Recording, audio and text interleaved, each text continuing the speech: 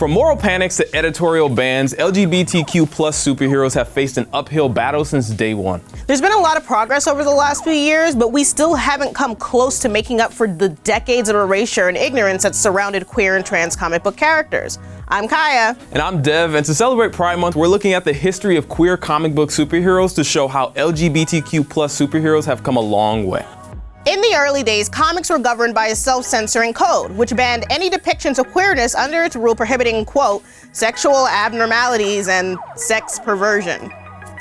The code led to Wonder Woman giving up her badass military job for a dating advice column, and Batman and Robin meeting female counterparts / love interests to prove just how straight they were.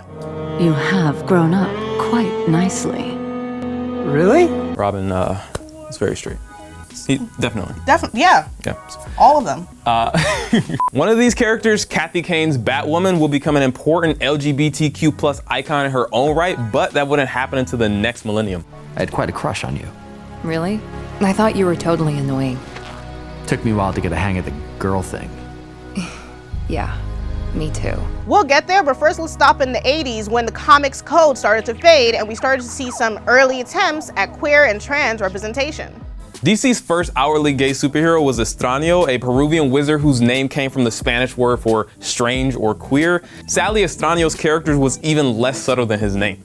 He was a walking stereotype, a flamboyant caricature who insisted his teammates call him Auntie.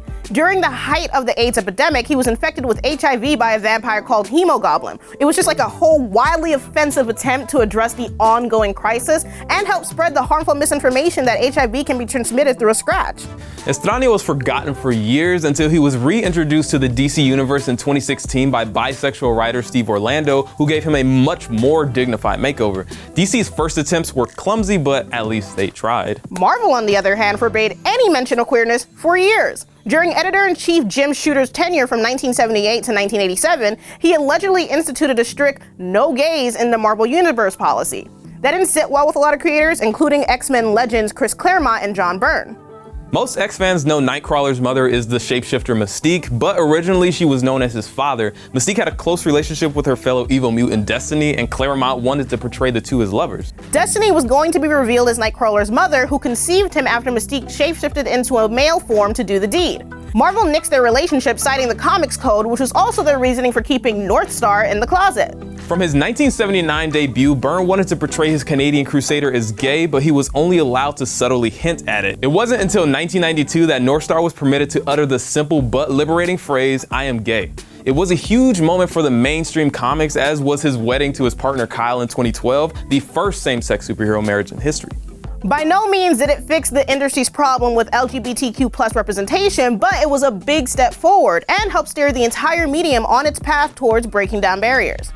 DC's been experimenting with queer themes in non-canon stories like Watchmen, which included gay and lesbian characters like the Silhouette, Hooded Justice, and Captain Metropolis.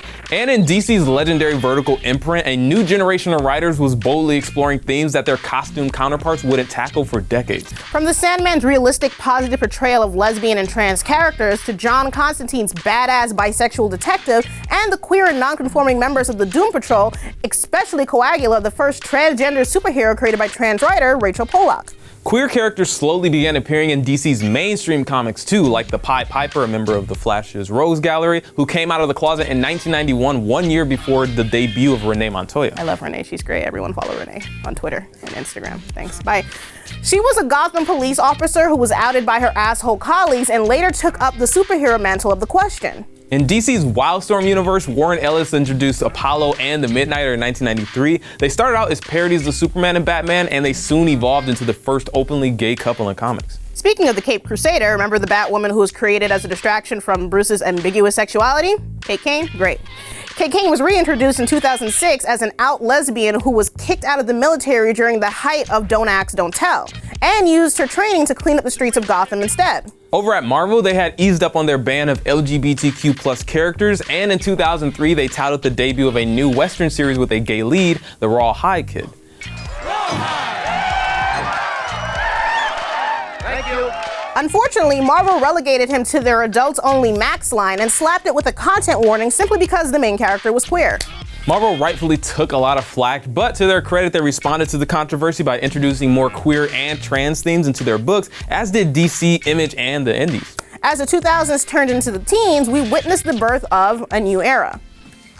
Queer visibility is at an all-time high in comics, and it came about in 3 distinct ways. The first is the most simple, creating new LGBTQ+ heroes. Like Carolina from the Runaways, Hulkling and Wiccan, a gay couple from the Young Avengers, or America Chavez, a queer Latinx hero for a new generation. Unfortunately, it's hard for a new character to make an impact in a struggling comic book market, which brings us to the second method: take characters who were only hinted at being queer and confirm years of fan speculation. Marvel did it with Northstar, Mystique, and Richter, a bisexual mutant who shared Marvel's first queer male kiss with X-Force's Shatterstar. Not to mention the clearly pansexual Deadpool.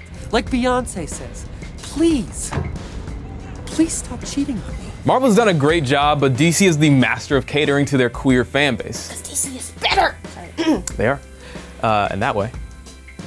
Both Catwoman and Wonder Woman were subject to years of speculation until they both were confirmed to be bisexual in the last few years. And fans have always known there was more to Harley Quinn and Poison Ivy's friendship. I mean, even for 90s kids TV, they weren't exactly subtle about it. So I was overjoyed, but I mean, not too surprised, when DC confirmed the relationship was romantic and finally showed them kissing on a panel in 2017.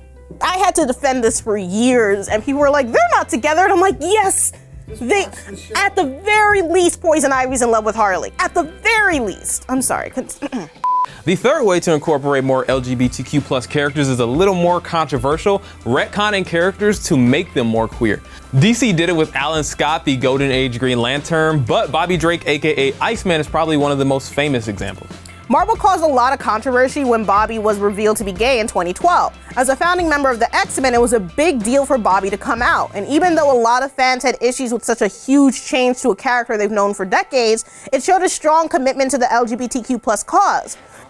Have you tried not being a mutant? I like that Iceman was queer, but the way they did it was a little weird in the comics. You're gay. What? Shit, I am! Read my mind.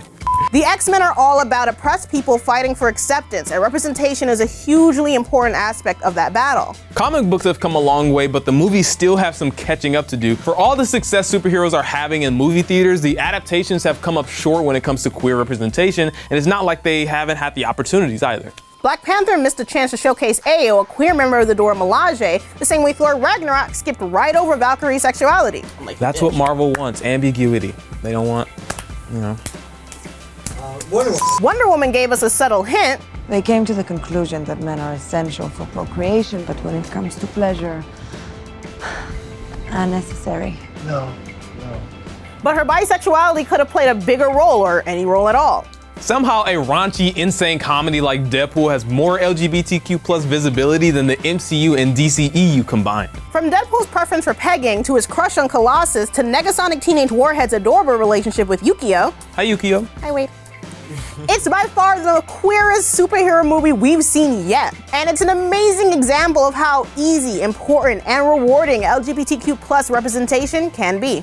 Hey everyone, thank you so much for watching this video. And happy Pride Month. Yes, and in honor of Pride Month, we want to know some of your favorite LGBTQ+ superheroes. Like, who has made you feel represented and seen? Dakin, Loki, for me it's Harley Quinn. Yeah. Let us know in the comments below, and please subscribe to NowThis Nerd. There we go.